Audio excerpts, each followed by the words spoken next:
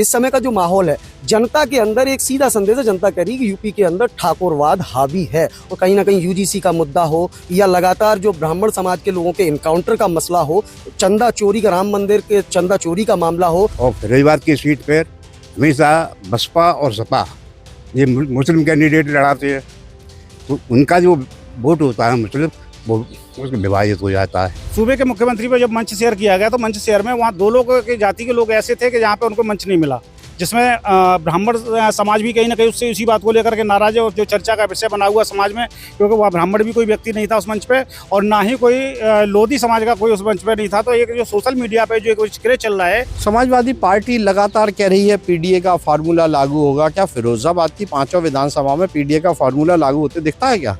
नहीं लागू होगा। लास्ट में वो हिंदू मुस्लिम होना है और इस बार सदर सीट पे जो हम देख रहे हैं बसपा साल गेम चेंजर होगा। अब जो ये बात चोरी और घपले वाली बात जो निकल के आ रही है, उसका भी जो खामियाजा भी बीजेपी को ही भुगतना पड़ेगा। तो सवर्ण वोट अगर कटता है तो वो सीधा बीजेपी का नुकसान है। लेकिन बीजेपी इस तरफ बिल्कुल चिंतित नहीं है, क्योंकि बीजेपी फिलहाल फॉर्मूले पर काम कर रही है कि किस तरह से पीडीए यानी कि पिछला दलित और अल्पसंख्यक के वोट को अपनी तरफ आकर्षित किया जाए। नमस्कार, यूपी तक में आपका स्वागत है। 2027 के विधानसभा चुनाव से पहले हम आ पहुंचे हैं कांच की नगरी फिरोजाबाद में, जहां ये लोगों से जानने की कोशिश करेंगे कि उनका मूड क्या है। फिरोजाबाद जिले की बात करें तो फिरोजाबाद जिले में 5 विधानसभाएं आती हैं। फिरोजाबाद सदर और टूंडला भारतीय जनता पार्टी के पास है, शिकोहाबाद, सिरसागंज और जसाना समाजवादी पार्टी के पास है। लेकिन 2024 के लोकसभा चुनाव में ये सिनेरियो बदला। अक्षय यादव फिरोजाबाद लोकसभा से विजयी हुए और उन्होंने भारतीय जनता पार्टी से ये सीट छीन ली। यहाँ तक कि फिरोजाबाद सदर सीट में 2 दशकों से अधिक से समाजवादी पार्टी नहीं जीत पाई है। लेकिन 2024 के जब लोकसभा के चुनाव हुए थे तो इस सीट से भी लगभग 16,000 वोट से समाजवादी पार्टी आगे रही थी।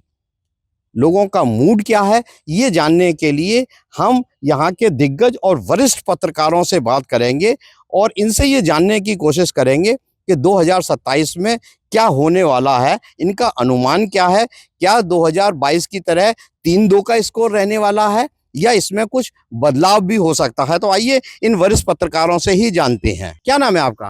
राजकुमार सिंह है मेरा नाम। राजकुमार जी, क्या इस बार 2027 का चुनाव आ रहा है, पब्लिक का मूड क्या लग रहा है? 2027 के चुनाव में जो हम फिरोजाबाद विधानसभा की बात करें तो अभी मुद्दे कई हैं यहाँ पे। जैसे पानी की समस्या का तो हल हो गया, लेकिन उद्योग के मामले हैं। उद्योग जो है उसे गैस नहीं मिल पा रही, काफ़ी उद्योग चालू नहीं हो पा रहे हैं। और भी समस्याएं हैं जिनका निदान होना बहुत ज़रूरी है। तो ये मुद्दे चुनाव में ज़रूर बनेंगे और पार्टियां इन्हें रखेंगी। आमतौर पे यूपी में जो चुनाव होता है वो जातिगत आंकड़े के आधार पर होता है। फिरोजाबाद के जो सदर विधायक हैं मनीष सिसोदिया, उनके समाज के केवल 500 वोट हैं, फिर भी वो कई वर्षों से यहाँ जीतते आ रहे हैं। तो क्या इस बार भी जीत मिलेगी या ये तिलिस्म टूटेगा? क्योंकि अक्सर देखा जाता है समाजवादी पार्टी के वोटों का विभाजन हो जाता है, जिस कारण भारतीय जनता पार्टी सदर सीट जीत जाती है। सदर सीट में हमेशा वोटों का विभाजन रहा है। हमेशा समाजवादी पार्टी के वोट जो है अंतिम दौर में जो वोट होते हैं वो एचएम चुनाव हो जाता है ना शहर का, तो इसलिए लास्ट में स्थिति बदल जाती है।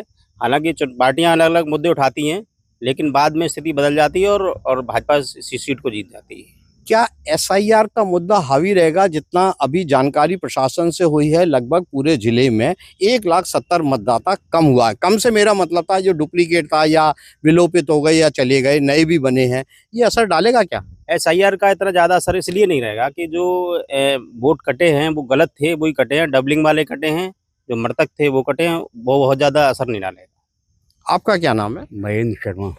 महेंद्र जी, आप काफ़ी लंबे समय से यहाँ पे पत्रकारिता कर रहे हैं, नंबर 1 के पत्रकारों में आपकी गिनती आती है जिले में।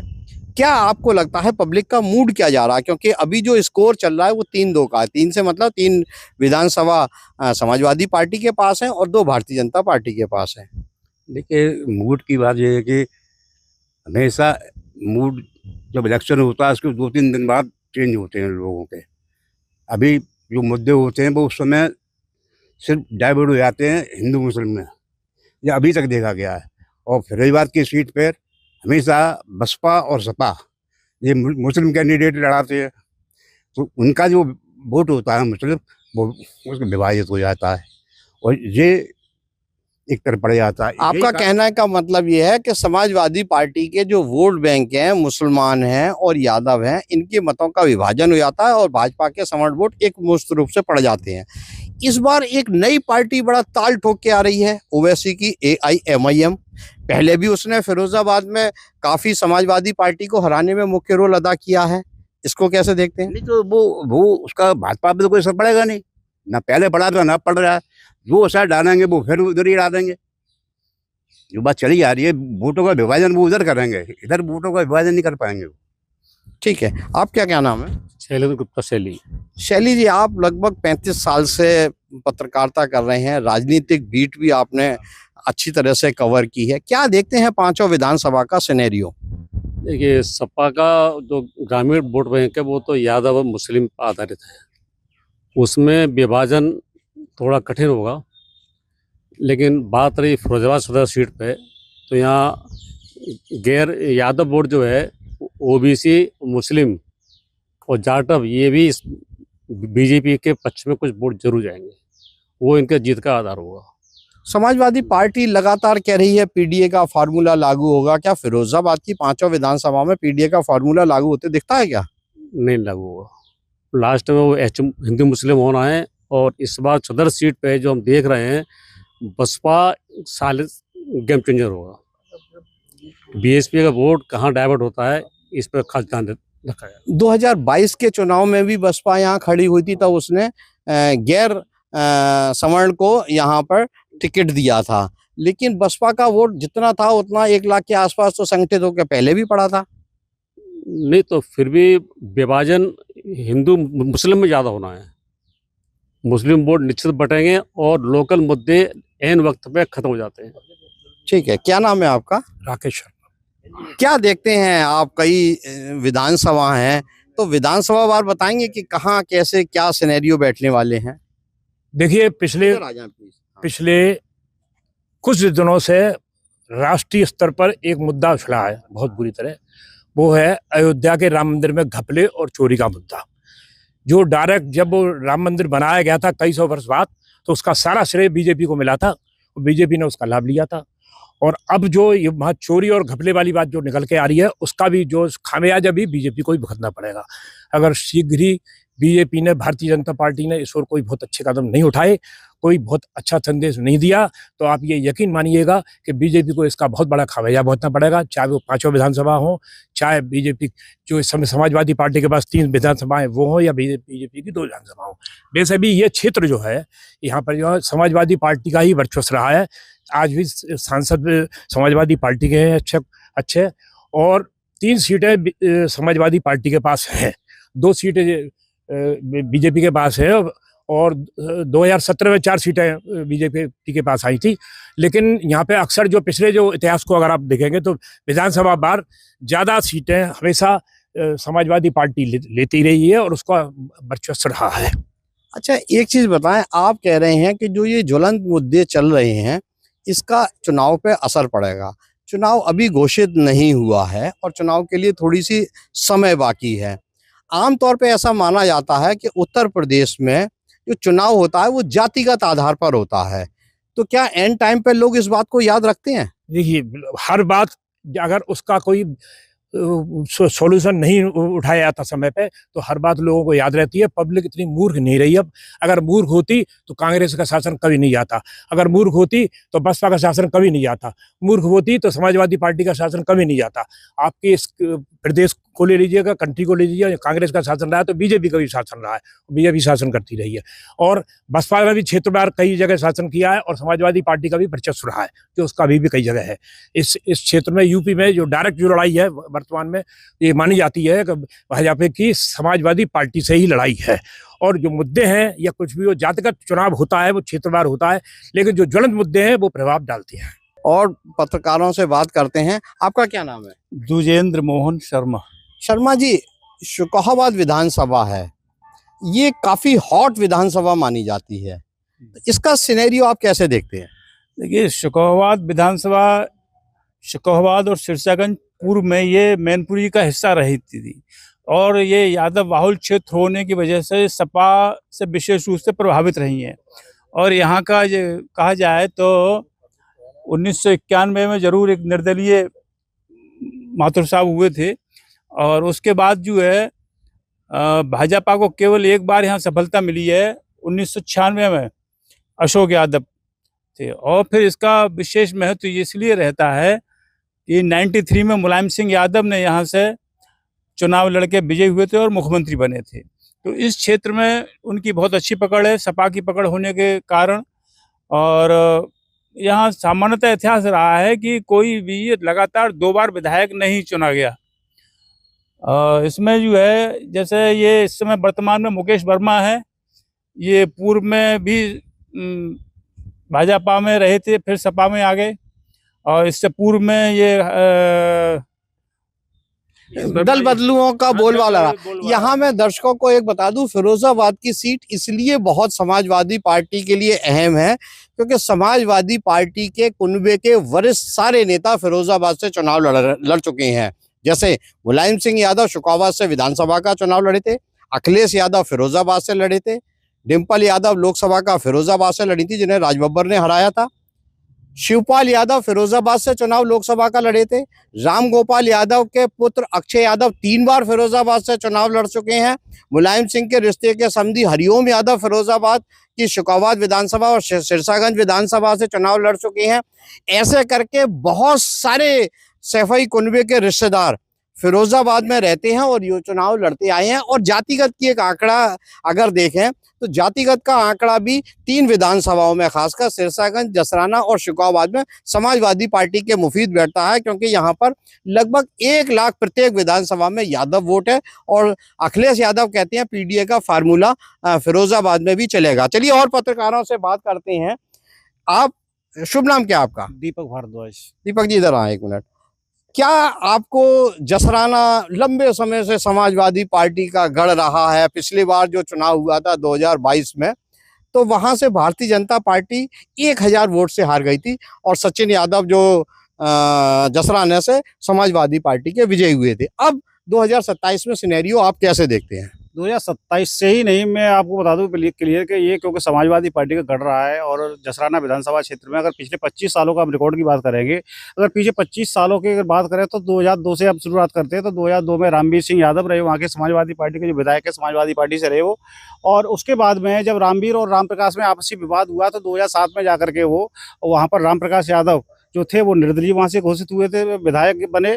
और 2007 से उन्होंने उसके बाद में 12 में फिर रामवीर यादव जो वहाँ के समधी जो कहे जाते हैं मुलायम सिंह यादव के, वो विधायक रहे। और उसके बाद में 17 की हम बात करें तो वो 17 में जाकर के जो पप्पू लोधी भारतीय जनता पार्टी के, वो वहाँ से विधायक रहे। और 17 से 22 के बाद की अब बात करें तो 22 में सचिन यादव जो कि समाजवादी पार्टी के, यानी कि कहने का मतलब ये 25 सालों के बीते रिकॉर्ड की बात करें तो सबसे ज़्यादा जो यादव रहे।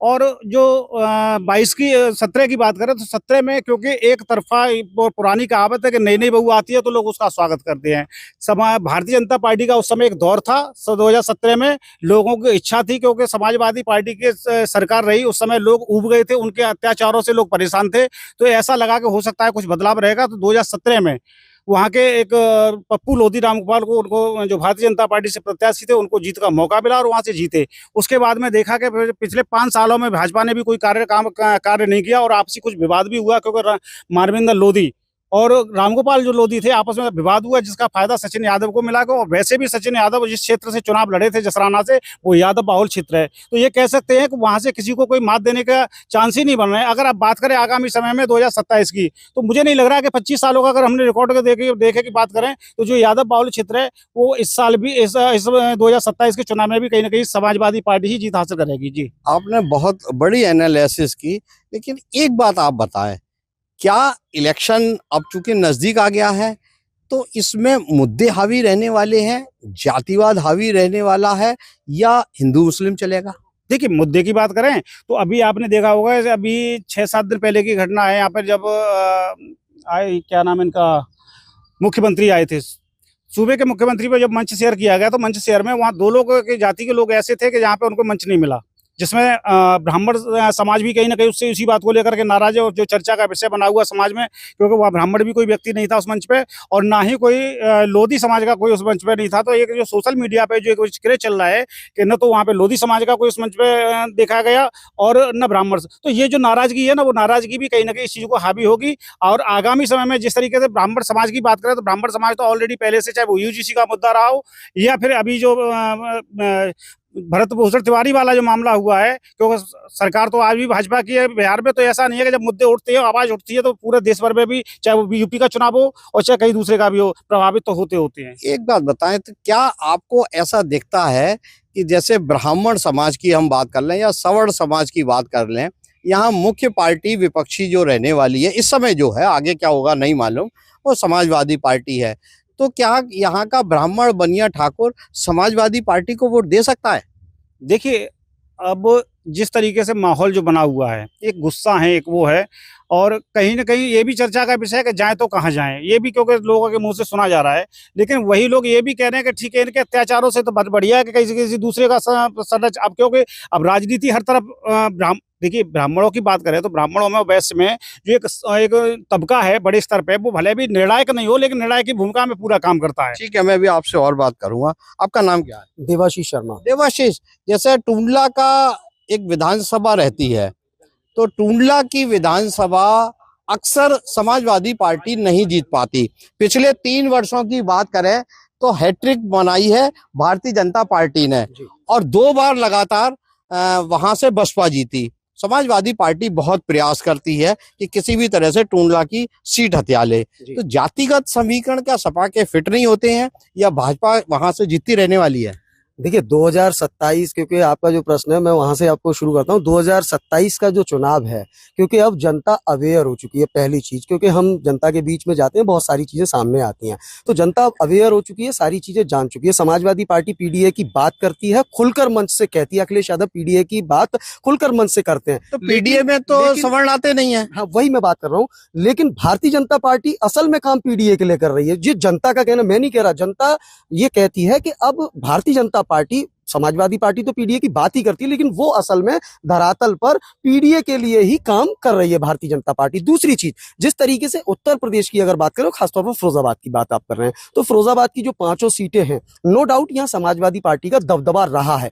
फिरोजाबाद सदर की बात करेंगे तो फिरोजाबाद सदर में हमेशा जो अन्य पार्टियां रही हैं वो मुस्लिम कैंडिडेट लेकर आती हैं, तो ये फैक्टर रहा है, जिसकी वजह से क्या होता है कि जो समाजवादी पार्टी का वोट है वो कट जाता है, कहीं ना कहीं उसमें विभाजन हो जाता है। ओवैसी को, जो जैसे जनता कहती है कि ओवैसी बीजेपी के एक दूत के रूप में आते हैं और हमेशा समाजवादी पार्टी को यहाँ पटकनी देने का काम करते हैं।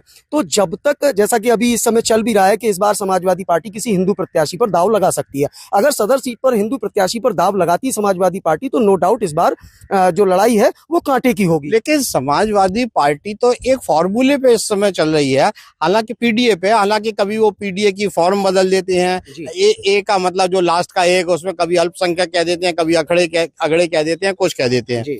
तो आपको ऐसा लगता है टिकट वितरण में क्या किसी सवर्ण को यहाँ से टिकट मिल सकती है समाजवादी पार्टी की? देखिए, समाजवादी पार्टी, ये तो समाजवादी पार्टी तय करेगी, लेकिन फिलहाल जो देख रहे हैं मौजूदा माहौल, जिस तरीके से पूरा परिदृश्य है, उसमें ये साफ झलक रहा है कि इस बार समाजवादी पार्टी किसी हिंदू कैंडिडेट पर दाव लगा सकती है। दूसरी चीज मैं आपको यह भी बता दूं, क्योंकि इस तरीके इस समय का जो माहौल है, जनता के अंदर एक सीधा संदेश है, जनता कह रही है कि यूपी के अंदर ठाकुरवाद हावी है, और कहीं ना कहीं यूजीसी का मुद्दा हो या लगातार जो ब्राह्मण समाज के लोगों के इनकाउंटर का मसला हो, चंदा चोरी का, राम मंदिर के चंदा चोरी का मामला हो, महाकाल कॉरिडोर का मामला हो, और एक सुगबुगाहट लगातार सोशल मीडिया पर भी चल रही है कि जिस तरीके से 3 मुख्यमंत्री टारगेट पर हैं, और योगी आदित्यनाथ को हटाने, अखिलेश यादव स्वयं कह रहे हैं कि योगी आदित्यनाथ को हटाने के लिए मोहन यादव और राजस्थान के मुख्यमंत्री, महाकाल कॉरिडोर का घपला। तो ये पहले क्या चंदा चोरी या पहले भ्रष्टाचार नहीं होता था? भ्रष्टाचार ये आपकी बात, ये मुद्दे स्टेट लेवल पे हो सकते हैं, नेशनल लेवल पे मुद्दे हैं, मीडिया के लिए ये मुद्दे हैं। क्या आम मतदाता जब वोट डालने जाता है उस समय ये उसके जहन में रहता है, या उसका ये रहता है कि वो पीडीए का है तो फला पार्टी को देगा, मुस्लिम है तो फला पार्टी को देगा, सवर्ण है तो फला पार्टी को देगा? तो क्या उसके ये तो मुद्दे अक्सर ऐसा देखने में आता है कि कुछ समय ये मुद्दे चलते हैं, जब तक मीडिया इसको उठाता है वो चलते हैं, और उसके बाद ये मुद्दे धीरे धीरे लुप्त हो जाते हैं। और हालांकि इस पे एसआईटी गठित हुई है और उसमें कई लोगों को भी सजा भी हुई है। तो मतदान जब होता है तब ये दिमाग में लोगों के रहेगा। लेकिन इस बार की जो तस्वीर है वो बिल्कुल अलग है, क्योंकि जिस तरीके से जो माहौल हुआ है, आपके राष्ट्रीय अधिकार मोर्चा का गठन हुआ, अग्निहोत्री जी आ गए मैदान में, सवर्ण समाज ठाकुर, उन्होंने नारा दे दिया ठाकुर वैश्य ब्राह्मण बनिया मिलकर बदलेंगे अपनी दुनिया। तो राम पार्टी का जो एंट्रेंस है, जिस तरीके से एंट्री हो रही है, तो सवर्ण वोट अगर कटता है तो वो सीधा बीजेपी का नुकसान है। लेकिन बीजेपी इस तरफ बिल्कुल चिंतित नहीं है, क्योंकि बीजेपी फिलहाल फॉर्मूले पर काम कर रही है कि किस तरह से पीडीए यानी कि पिछला दलित और अल्पसंख्यक के वोट को अपनी तरफ आकर्षित किया जाए। ठीक है राजकुमार जी, एक चीज और बताएं कि जैसे फिरोजाबाद की 5 विधानसभा सीट है, 3 समाजवादी पार्टी के पास है, 2 भारतीय जनता पार्टी के पास है। यहाँ पर एक चमत्कार भी हुआ था, जो पिछले लोकसभा में समाजवादी पार्टी ने ये सीट भारतीय जनता पार्टी से जीत ली। अक्षय यादव यहाँ लगभग 1 लाख वोटों से लोकसभा सदस्य बने थे, दूसरी बार बने थे। तो क्या इसका असर अब नीचे देखने को मिलेगा? पिछले लोकसभा चुनाव में जो सपा का बूथ प्रबंधन था वो बहुत अच्छा था। उन्होंने जो पार्टी का मूट वोट बैंक है, उसके अलावा जो वोट है, दलित वोट हुआ, पिछड़े वर्ग का वोट हुआ, उनमें एक सेंध लगाई। उस सेंध का परिणाम ये रहा कि फिरोजाबाद विधानसभा में लोकसभा चुनाव में उन्होंने जीत हासिल की। लेकिन जो विधानसभा चुनाव होते हैं उसमें समाजवादी पार्टी क्या करेगी, क्या रणनीति रहती है, ये तो तब क्लियर होगा कि जब चुनाव आएगा। महेंद्र, एक बात बताएं कि भारतीय जनता पार्टी की चुनाव से पहले जो कैंपेनिंग है वो बड़ी जबरदस्त होती है, मतलब हर जगह हेलीकॉप्टर उतरते हैं। तो क्या समाजवादी पार्टी इस तिलिस्म को तोड़ पाएगी? क्योंकि अभी देखा गया बंगाल में जो चुनाव हुआ था वहां पे हमारी क्षेत्र के, मतलब उत्तर प्रदेश, राजस्थान, गुजरात, सारे जगह के कार्यकर्ता झोंक दिए गए थे बंगाल में, और भारतीय जनता पार्टी ने वहां ऐतिहासिक जीत हासिल की थी। तो क्या आपको लगता है कि यहाँ भी ऐसा हो सकेगा? देखिए, यहाँ वैसे भी सीट भाजपा की है विधानसभा में, और जो वर्तमान विधायक है वो यहाँ चेयरमैन भी रह चुके, उससे आगे भी अब विधायक रहे हैं। तो इनका पकड़, कहने को इनकी जातिवाद ही देखी जाए तो इनका बिल्कुल भी वोट नहीं है यहाँ पे, लेकिन पकड़ इनकी अच्छी है। और भाजपा का जो कैंपेनिंग के बारे में बात आप कर रहे हैं, कैंपेनिंग वास्तव में बहुत गजब की होती है, सोशल मीडिया से लेकर के और आना जाना, इनके जो वो वक्ता होते हैं और जो भी प्रचारक, इनके स्टार प्रचारक हैं, वो यहाँ एकदम फैल जाते हैं। द्विजेंद्र जी, आपको क्या लगता है ये 3 और 2 का जो आंकड़ा 5 विधानसभा में है, इधर आ जा, तो ये कुछ आपको परिवर्तन होते दिखता है? देखिए, मैं आपको एक राजनीतिक उसके विषय में बताऊं।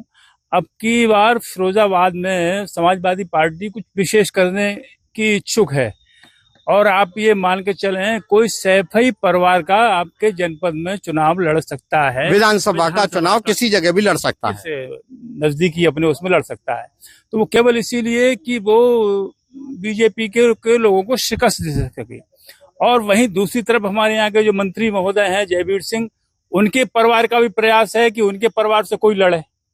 तो ये इस बार टक्कर बहुत कांटे की होने की जा रही है, और कुछ परिवर्तन 1-8 सीट का आ सकता है, बस। नहीं, प्लस माइनस हो सकता है, 3 सपा पे है, 2 भाजपा पे। बस प्लस माइनस ये हो सकता है, 1 सीट का खेल हो सकता है। ये नहीं है कि हम सपा को निगलेक्ट कर दें, सपा का गढ़ रहा है, सपा का घर है, और अब की रणनीति बहुत इस जिले के लिए विशेष रूप से जो मुझे जानकारी है उसमें। अच्छा, एक बात और बताएं, ओवैसी का फैक्टर यहाँ रहेगा? नहीं, क्योंकि ओवैसी हमेशा उस कैंडिडेट को यहाँ पे खड़ा कर देते हैं जो भारतीय जनता पार्टी को जिताने में अहम भूमिका अदा करते हैं। हाँ, तो वो ओबीसी तो ये करेंगे, ओबीसी करेंगे। उसका नुकसान हमारी सदर सीट पे ये सपा को मिलना है, उसमें ये बीजेपी की मजबूती रहेगी। तो ये जो है वो तो होना ही होना है। सदर सीट पे आप ये मानो, चाहे वो सवर्ण ले आए और चाहे किसी अल्पसंख्यक वर्ग के उसको लेके आए, लेकिन हमको ये लगता है कि लड़ाई में जो है बीजेपी सदर सीट पे भारी पड़ेगी। तो ये फिरोजाबाद के वरिष्ठ पत्रकारों की राय है, जिनको 10 साल से ज्यादा का अनुभव है। बहुत सारे तो ऐसे हैं 20-20, 25-25 साल से राजनीति की बीट कवर कर रहे हैं। अब फिरोजाबाद की 5 विधानसभा सीट इस बात पर डिपेंड करेगी कि कैंपेन कैसा हो, क्या समाजवादी पार्टी के गढ़ में जो भारतीय जनता पार्टी एंटर कर चुकी है इसको हटाएगी, या समाजवादी पार्टी दोबारा से उसी वर्चस्व के साथ लौट के आएगी जो मुलायम सिंह यादव के कार्यकाल में आई थी। तब यहाँ पे 4-1 का स्कोर हुआ करता था, यानी 4 समाजवादी पार्टी के पास सीट थी और 1 भारतीय जनता पार्टी के पास थी। हालांकि एक फैक्टर और यहाँ लागू होना है, वो है मायावती का। कभी कभी परोक्ष रूप से या प्रत्यक्ष रूप से मायावती की पार्टी इशारा कर देती है कि दलित वोट का इस तरफ झुकाव होगा। ऐसा कई बार देखने में आया है कि जब उनका कैंडिडेट हारता है तो वो किसी और तरफ इशारा कर देते हैं। तो क्या ये इशारा भी एक अहम भूमिका अदा करेगा, ये अभी देखना बाकी है। सुधीर शर्मा, फिरोजाबाद, यूपी तक।